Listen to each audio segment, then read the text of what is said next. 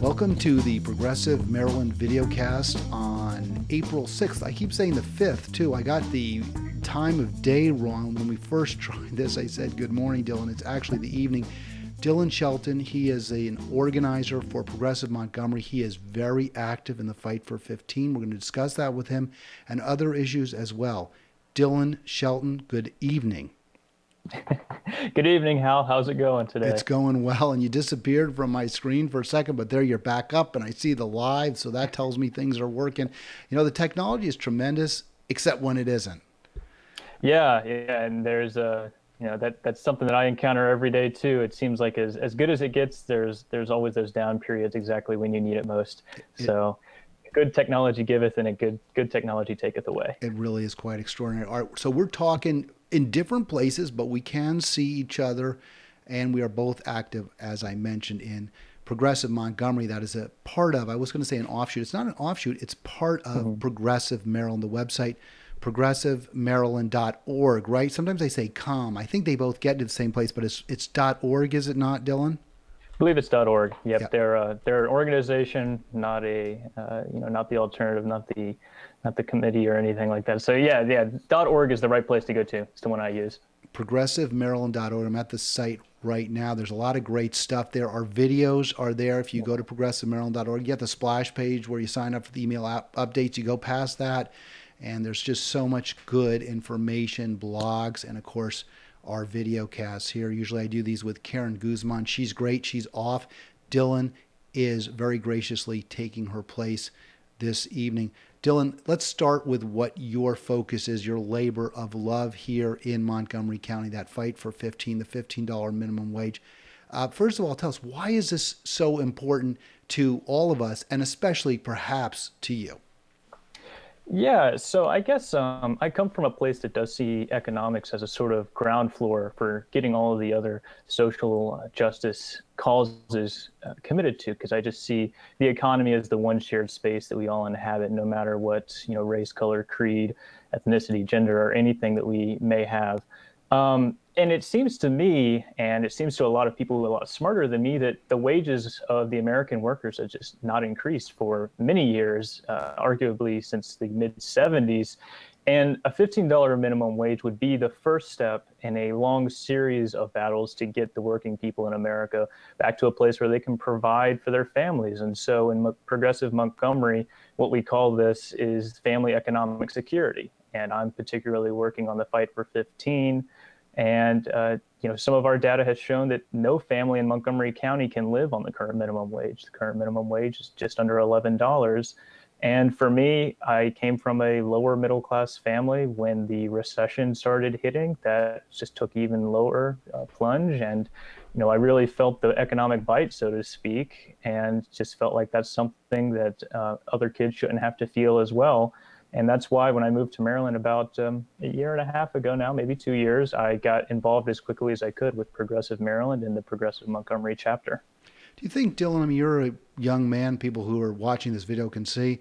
Do you think folks from previous generations, baby boomers, who say, well, we had it tough, maybe they don't understand the assistance, even if they came from working class backgrounds, lower middle class backgrounds, that there really was a much tighter safety net back then. College was more affordable. Jobs did have better, even blue collar jobs generally came with pensions, health care. So when people say, well, we were able to make it in the 60s and in the early 70s, they don't quite get how much tougher times are for working people today than they were 30, 40, 50 years ago. Your thoughts? Yeah, I absolutely agree. And I think that's caused by a multitude of things. One is, like you've said already, the shredding of the social safety net in the recent years since the 80s on upwards.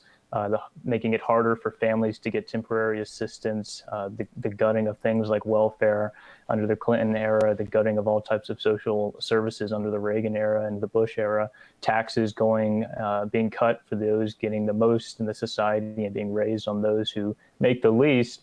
And then as well, I'd add the labor unions have been declining steadily for years and years. And I think a lot of people have missed that took a really long time and a lot of hard fights from the 20s and 30s and 40s, 50s and 60s included, where labor unions were really pressing for a lot of things for working Americans that set the bar a little higher for those in labor unions and then those outside labor unions as well. So wages were rising, people were getting better employment opportunities, as well as standard defined pension benefits and et cetera, that were all through labor struggles that we really don't have as much these days. Not to say they're extinct, but the militancy and the decline of labor unions themselves and participation in them has been a real problem, I think, for the people of my generation, as well as, and my final addition would be the rise of things like task societies and the sharing economy, where things like Uber, the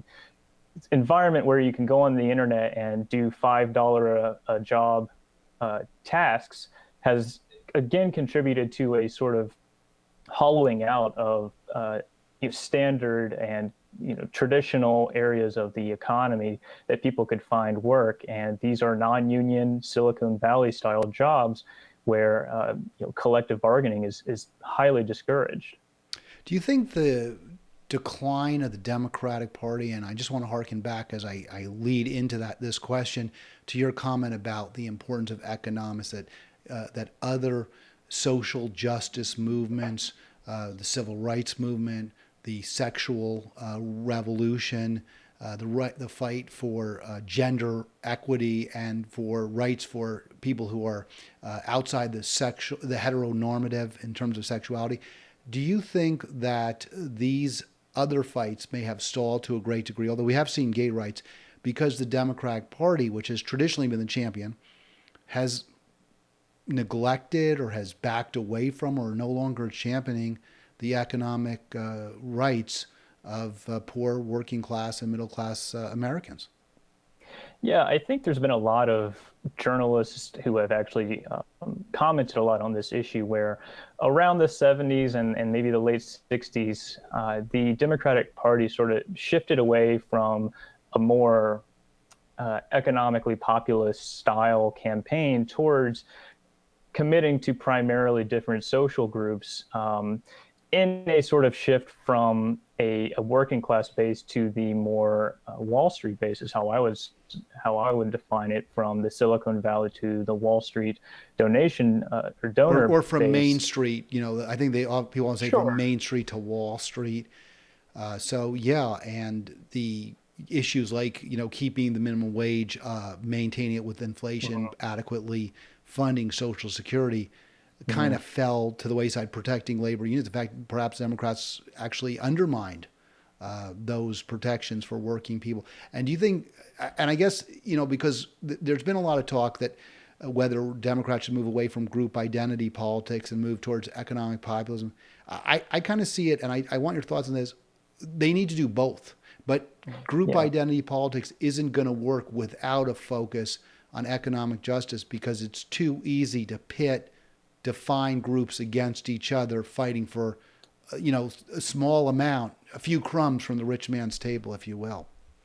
Yeah, I'd absolutely agree. I mean, this is a sort of Republican strategy to fracture certain voting bases as you pit them against things on wedge issues. And things like sexual orientation and race, it makes it very easy for them to come in and demonize the Democratic Party, because they're not talking about the economic factor as well. And I think the two are pretty much inseparable. I mean, we're actually in the midst of the anniversary of the assassination of Martin Luther King, and a big thing about his work was he not only was about the emancipation of the Black people, but also he died organizing the trash workers union, the garbage men in Tennessee, I believe.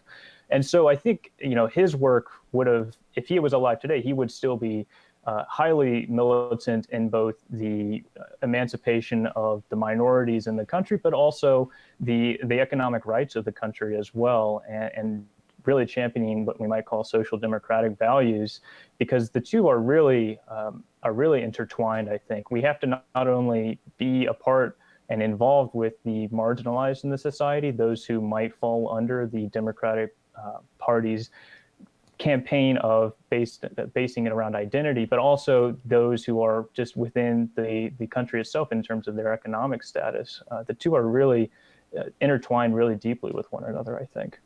You're watching the Progressive Maryland Videocast. I'm Hal Ginsberg. We've got the team leader for the in the fight for 15 in Montgomery County, Progressive Montgomery's Dylan Shelton with us. And just a final comment on Dr. King, who I mentioned earlier today in another show I do. Dylan is maybe my favorite American. I think the greatest, one of the, on the short list, I guess you throw Abe Lincoln, FDR on that list. I'm not sure if there are too many others. But I think you mentioned, you hit on two critical aspects of his fight for justice, the civil rights fight and the fight for working Americans. Also, the fight for peace. I mean, he was outspoken when he was assassinated against the Vietnam War. And I think we miss his leadership certainly in that area as well. Dylan, we talked off air briefly before we began the recording here, the broadcast. And I was just wondering whether you think that there's adequate media coverage of Montgomery County. We don't have a daily newspaper. We don't have, I don't believe, any news radio station that's exclusive to or that focuses on our county. There's no TV stations that are based. They may have a studio here, but they're not based in this county. Do you think that the issues that are really important to us get enough media attention? Absolutely not. I think this has been a growing problem since before even I was born. You look back at something like the Fairness Doctrine, and when that was taken out, and the growing consolidation of basically corporate ownership of the media, there is no opposing views. You basically get hearsay on the national news media, and you get the buying up of small media companies on the local scale by these giant corporations. And when they stop becoming profitable, they simply shut them down. So there is no real local news coverage of Montgomery County that I've seen outside of maybe some of the internet's small blogs and people who are doing this as a labor of love. And that's a real problem because we don't hear the voices of those who are actually oppressed in the communities. There is no investigative reporting of what it's like to be a renter in Montgomery County and not have your landlord being properly attuned to what the needs are in the building or seeing the lives of people working for minimum wage in the county. And that really creates a sort of ignorance in the populace where they can't identify or show any type of solidarity with the people who have similar interests to their own. And it's been a real tragic flaw, I think, in the county. And things like what we're doing here are a way to remedy it. But without a real strong, vibrant media presence in the county that people see on an everyday basis, it's really having a pretty terrible effect, in my opinion. I'm really worried about this, Dylan, and certainly what you and I are doing is, filling a very small part of that enormous void. You can go to progressivemaryland.org. As we mentioned before, you can read the many posts there. Some are by me. I don't know if you post there, Dylan, or not, but we have a lot of posts. We try to cover events. A lot of it, though, is opinion. It's punditry, less hard news reporting, although there is some, but we don't have those reporters that you can kind of look to as kind of I don't know if a gatekeeper is maybe, but just someone who's more objective, whose job is simply to tell you what happened, to give you the facts. Because if you read what I write, I mean, I think I'm incredibly credible, but I come to it with it from a certain perspective, with a particular opinion, as do you, a very progressive one. And it's not a who, what, where, when, nor can it be by anybody comprehensive. We don't get all or even anywhere close to the important events that are covered here in the county. You mentioned labor of love. I like that expression. I heard that from another media ally today, Dylan. The idea is you just can't make money covering local stories. I know you're not in journalism. Do you think it's possible? You look at all these, the Twitters and all that and the YouTubes, and some people do blow up. You don't think like something that, really focuses on, we got 1 million people, they're rich in this county. I don't know. I think about it. I don't have an answer. Yeah, I don't know. I mean, some of that is just chance. Some of it is, sometimes there's not real substance behind the people who may blow up on, say, YouTube or Twitter. And I think that kind of the commodification of things like journalism has been a real problem. I mean, you look back at what arguably was the last period that had the similar economic circumstances as we had now. You had people like Upton Sinclair writing about all the millionaires and the conditions of workplaces. And there's really less of that now unless you really go digging for it. And I have to point out that you mentioned the Progressive Maryland blog. One of our volunteers with the Fight for 15, Steve Melkinsethian, has a great blog post up there where he just talks about what it's like to get involved in the Fight for 15 and his struggle standing up to people like Ike Leggett and his experiences going to local events and debating with people like Sidney Katz the benefits of a minimum wage that's higher than what we currently have. That kind of stuff doesn't get shown a lot to people in the community. And if they had a real clear picture and real examples of people going out there and really challenging the powers that be, there may be a revitalized interest in these types of things. And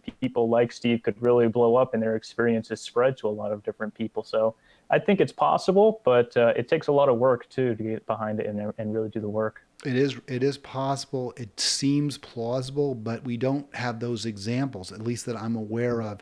As you mentioned, a lot of the people who blow up may not be the most talented. They may have a certain skill set, a certain appearance, a certain, I don't know, shtick, but they may not be providing the, objective or may not be credible news sources.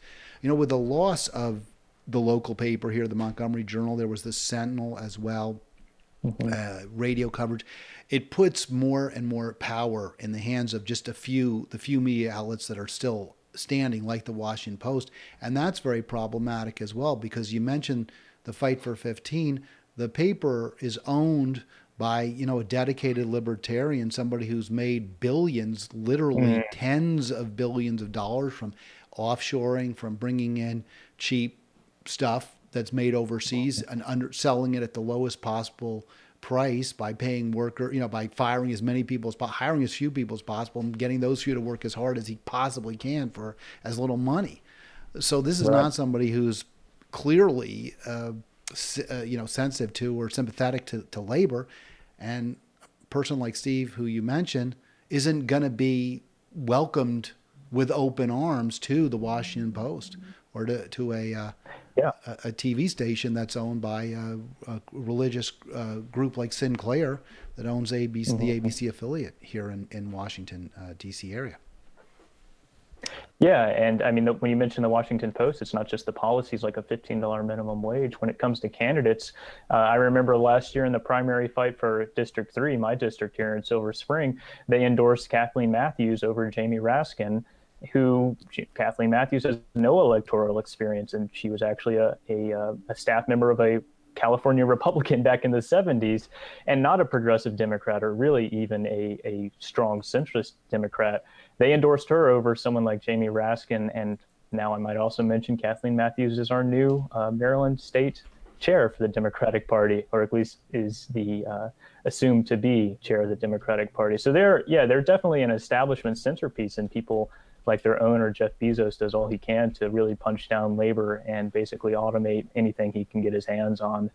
Yeah, and they also did endorse the new Republican congresswoman in suburban Virginia, who is pretty Mm-hmm. hard right, although she claims to be more of a centrist. So really, this is not the paper does not reflect the pretty darn progressive views of most of the people who live in this region. Now I'm desperately scrambling. You know who I'm talking about? What's her name again? Do you know who I'm talking about? The congresswoman from The Virginia. Virginia Congresswoman, I'm not aware of, no, but it doesn't surprise me that they would basically try to keep the status quo. And I think this is another reason why we have to have grassroots mobilization efforts, and we have to go knocking on doors, and we have to go in the city streets and tell people about what we're advocating for and what we think is the future of America. Because the papers, under the current ownership status, they're simply not going to do it for us. All right, I'm going to get you the name of that Republican congresswoman, and then, Please. but while I'm fighting to figure out what it is as I'm frantically trying to type but not tap too loudly so it doesn't disturb everybody. We saw each other at an organization meeting for another group, even though both of us are active in Progressive Maryland, for Our Revolution, Montgomery County. What are the values, do you think, of groups such as Our Revolution working closely in terms of the goals, parallel with Progressive Maryland? And what about groups that are more, say, ad hoc, specific to one particular issue, such as I don't really want to say Black Lives Matter is a great example, but they do focus to a great degree on police violence. Although obviously the African American community's interests are extremely varied, just like the entire country, our interests. But when you take groups like that or the Sierra Club that seem to be focused on one issue groups, how do you see our group, Progressive Maryland, fitting in with these other organizations? Yeah, so it's a little difficult to say. I mean, coalitions when they work really well. We just mentioned, Martin Luther King brought the civil rights fight to the labor unions in Tennessee. As I think historically has been shown, when coalitions come together and fight for something they all believe in, things happen. The difficulty lies in a lot of the real politique, so to speak, behind a lot of these groups. The Sierra Club has got a very particular interest in preserving the environment, and rightfully so. But that may come at odds when a particularly labor-oriented group doesn't want to say divest from fracking concerns, for instance, or environmentally hazardous stocks that the county is invested in, simply to protect the pensions of their workers. So it's really tough to sort of iron out those differences. I think that creating a broad net, though, and bringing people in as much as you can, and having those communication ties and relationships does make it easier to then later go to them and create an alliance. And I'd have to say, I mean, you mentioned Black Lives Matter. If you read their program on the Movement for Black Lives website, it's one of the most comprehensive and all-inclusive platforms that I've ever read. It goes from the economic down to the policing and pretty much every direction outside of that. And things like that, a broad base of values, plus some actual concrete policies behind it that can be implemented. If you approach other groups with those and they can at least identify with some of those, you're going to get a sort of connection that will lead you to some successes in electoral and policy struggles that I think will benefit everyone. But it does really come down to the individual instances, I think. For instance, with Our Revolution, I think there's a lot that Progressive Maryland can really do to work with them and other groups in the area of Montgomery County. It's just going to be a little bit tough when it comes down to maybe particular policy issues, but I think you have to get there and decide on that type of thing when those confront them. So I'm fully in favor, though, of a broad net of coalitions to really strive for these particular policies and changes. All right, you're watching the Progressive Maryland Videocast. My guest is Dylan Shelton. He's the team leader in the Fight for 15 as part of Progressive Montgomery, which is a subset, I guess, or it's a chapter. Maybe chapter is the right word. Progressive. Right. I think chapter is the best word, because we've got these spreading and popping up over all of Maryland, all under the heading of Progressive Maryland. If you're not too familiar with our group, please go to progressivemaryland.org. Check out all the different links there. You can watch this video there. You can watch this video at the Progressive Maryland YouTube page, which is also where we post it. And I haven't been good about putting it on SoundCloud, Dylan, because we've got a video and SoundCloud is just the audio. So I decided to let that slide. Yeah. But as we were saying, to spread it and really blow up like some of these people have, I guess you have to spread it over every medium, and that seems to grow every day with the internet. But you want to do our best to keep up. No question. You want to be everywhere, but the SoundCloud, I think it's kind of dying. I don't know. What's your thought as I don't want to assume ages, but I'm just going to say, I think you're younger than I am. Is audio dying? Are we right now moving to an all video? I mean, the audio is part of the video, but just the flat old recording without seeing the person, is that kind of on the way out? Well, you might be asking the wrong person. I mean, I'm a podcast junkie, really, so I'm always listening to something or an audio book of some kind on the metro going to and from work or just walking around. So I really like the audio format. And, the video I can kind of take or leave. Then again, people have always told me I've got a face for radio, so maybe I'm just No, partial no, to that's audio. absurd. No, no, I'm the one with a But face for radio and the voice for TV. So leave your, don't start going after yourself. I love radio. I mean, I was raised on the radio. I think there's a mhm, song, but I that was back in the '60s and '70s, and I likewise, think we yeah, had better I think. music. The best music was what is whatever was on the radio when you were 17. But now Right. nobody listens to radio. So even then, when people say they listen to radio, they really mean they listen to radio station streams that are on the internet. Mhm. Is pretty much what it means. Yeah, it's really changing. So SoundCloud, that could be the next one to go, really, as a lot of these mechanisms sort of transfer to other places. But I've seen a surprising amount of people use it because of its apparently very easy to host on, and it's, I believe, free to do so. And it's a place where people can kind of let the creative juices flow, I guess, and things like our own broadcast can be hosted without having to have that significant capital backing like you would have at a regular commercial radio station. So I see it as a viable alternative, at least, to get dissident voices or just alternative voices out there to people. Well, now you're making me realize I've got to post this at SoundCloud as well. It's just one more thing I got to put together. But what the heck, we'll get that all done. It is, by the way, April 6th. I got to change the title of this video too. It's April. I have it as April 5th, but it's actually April 6th, 7:05. We got a few more minutes with Dylan Shelton. He is the team leader in the Fight for 15 Progressive Montgomery. I'm Hal Ginsberg, your host of this Progressive Maryland Videocast. My co-host, my regular co-host, Karen Guzman. Fear not, loyal viewers and listeners. Karen will be back shortly. She's been very, very busy at work, and she just simply was not available. So we scared Dylan up, and we're very, very glad he did. We did. Happy I to did. Yes, very happy I did. By the way, the not progressive, the Republican from Virginia, her name is Barbara Comstock. You probably saw her ads. Oh, yeah, Yeah, yeah, I do recall this now. Yeah, thank you. yeah. I was. I Yeah. go ahead. I'm sorry. I was Well, talking. I know of her now. Yeah, I remember her. Her name definitely rings out. So I didn't know that the Post had endorsed her, They but did. I'm sad to hear that news. I They guess I'm they not did. necessarily surprised. They endorsed her in the general Wow. election, in just a few Hmm. months ago. And the name Comstock because my son William is a big history buff, and especially the 19th century and the gold rush. So we were talking about the Comstock lode, and that led to Barbara Comstock. So Oh, no I was kidding. trying to remember her name. I Yeah. just couldn't figure it out. It was driving me crazy, so I had to keep going and it wouldn't pop up. All right, some good news, Dylan. We try to provide Mhm. some news here. This is pretty breaking. You were not aware of this. I broke it to you, and it came to me in my email. Yes, email does really tell us a lot. In the Washington Post update this evening. By the way, did you see a tornado? Because there was really strong winds. It was I heard powerful. reports of it, and I was in DC when that big rain hit. I did not see the tornado, though, so I missed out on that event. Well, maybe no one saw the tornado. We're not certain there was one. The Post says there could have been a micro tornado right around Mhm. Union Station because the damage that was done bespeaks very, very powerful winds Yeah. that are close to, if not at tornado like speed. But it was in a very small contained area, fortunately.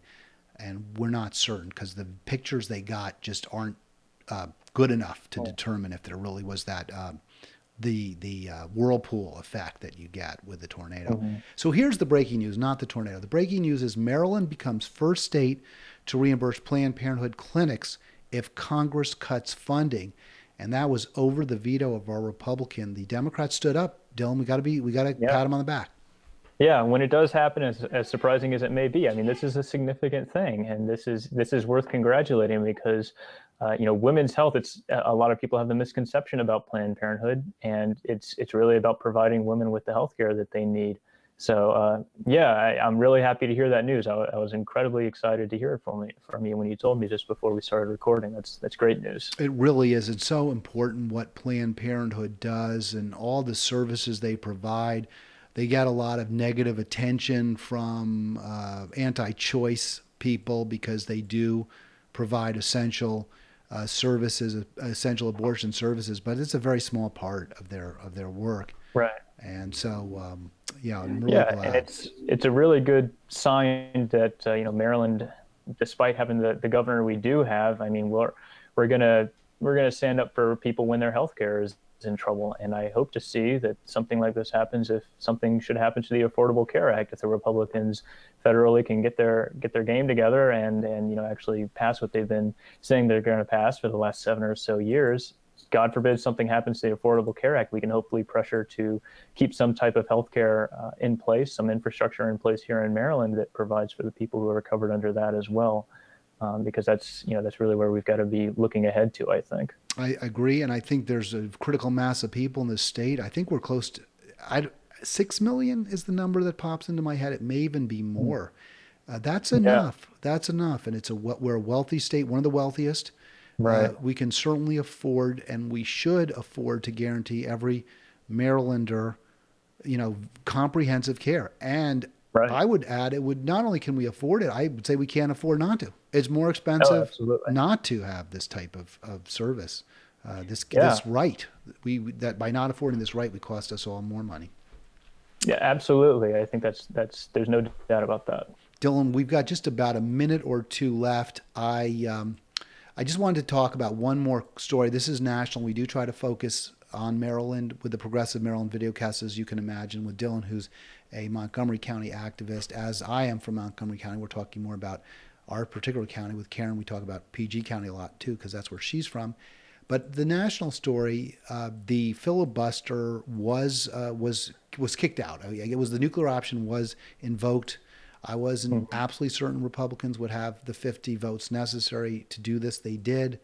Um, I'm pretty upset. Your thoughts? Um, yeah, I mean, it is upsetting. I never want to hear the words about John McCain being some maverick ever again because he went right along with this. I think anytime the Republican leash is pulled by their big money donors, they fall right in line. So no more of this. Oh, he's a conservative Republican. I think they're all in that same sinking ship now. It's interesting though. I guess the filibuster does sort of.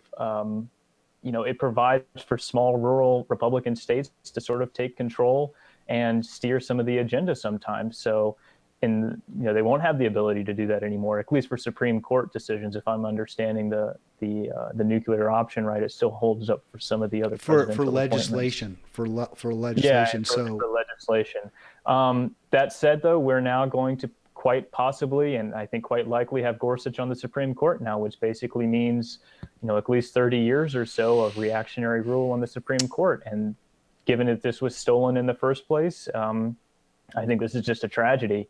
And, it was at least somewhat inspiring to see someone like Jeff Merkley get up and do a 15-hour stall or at least show of force a few days ago. But, I'm not sure what we do from here besides just continue to put up a fight and try to make sure that whatever we do, we stand tall against any other Republican encroachments, because this is going to be a court that now is going to, come pretty much close to having siding with corporations in every case that comes before them now. well, certainly So it's Gorsuch a real did. tragedy. Gorsuch is, Yeah. absurdly, in the frozen trucker case, is especially Right. upsetting, where the trucker had to leave to survive. He was freezing to Right. death, and frigid, below zero temperatures for hours, directed to Hmm. stay there. And when he drove off, he was fired. And Gorsuch, in the minority, said that was a legitimate termination. Yeah. Quite extraordinary, really. And he is on the court. He will be. Almost Hmm. certainly, it is very upsetting. The senators who voted no and voted to filibuster actually represent more Americans in total than the Hmm. senators who voted in favor. So that goes to your point that the small states are in control of the. Yeah, and the Senate has always been a sort of it's almost undemocratic how it functions because it Sure. gives so much weight to these small sort of reactionary patches of the American public. But it's going to be unfortunately our future now, and I think anybody who lover or hater who didn't vote for Hillary Clinton didn't have in mind this the stolen court seat. If they chose to stay out of the race, this is a really tragic result that comes out of that now for people choosing basically their personal animus against someone rather than voting with, what the future of the country needed. Unfortunately, we're now in the position where we have another person like Scalia on the courts now. So it's a real tragedy. Oh, no question. She was the least bad alternative, who was Hmm. certainly viable, who could have gotten on the court. You mentioned what Democrats need to do. Certainly keep up the fight. And we'll just finish off with this thought. Again, I think what you said, and maybe we're just going back to the beginning, they've got to fight for economic justice. They got to fight for working people every step of the way. What I find Hmm. very disappointing is I haven't heard word one from Democrats about supporting Bernie Sanders' Medicare for All bill. I think they should Hmm. unite behind that. This should be the Democratic brand should be we're going to provide, just as we were talking about for Maryland, health care for all Americans. And also the bill by Tulsi Gabbard in the Congress to legalize marijuana. Hmm. You mentioned Black Lives Matter. They very rightly so are focused like laser beams on that particular on the war, the so-called war on drugs, which has resulted in, as you mentioned, an unprecedented number of people of color locked up and huge profits for the prison industry. This is something Democrats need to stand together against, and if they did, I think they'd have much more success than they've had in recent years in elections. Yeah, I think they should take a hard look at who they are actually supporting. Things like the decriminalization of marijuana is something to stop this massive prison industrial complex that we have. And I mean, if on the point of Medicare for all, there is actually an interesting piece out on Vox. I'm failing to remember the author right now, but if you look up Vox Trump focus group, I believe you can probably find it using those keywords. There's a very interesting focus group that one of their reporters held with Trump supporters that showed that all of these people were in favor of having single payer healthcare. And when you combine that with the majority of Americans who are polled by places like Pew saying that they want single payer healthcare or something like Medicare for all, I think the evidence is overwhelming that the Democrats, if they were to take up a battle like that, they would be swept into office in 2018 and 2020. So it's mind boggling why they won't do something like that or getting behind something like legalization. But we've got to keep pressuring them from the bottom to the top of the pyramid and showing them that we'll vote them out of office. We'll do whatever we have to get them to go further to the left on these issues. All right, we're going to let that be the final word from Dylan Shelton, my special guest on the Progressive Maryland podcast. It'll be at progressivemaryland.org shortly. If you're watching it, it's obviously there or on YouTube at our Thank you Progressive very Maryland much. page. Hey, thank you so much, Dylan. Great talking to you. I hope we can do this again soon. Anytime. Yeah. Well, there you go. We'll do it again soon. And I'll be back All right. hopefully with Karen in, I don't know, just within a week or so. Thanks so much for watching. Stay tuned for many more of these videocasts.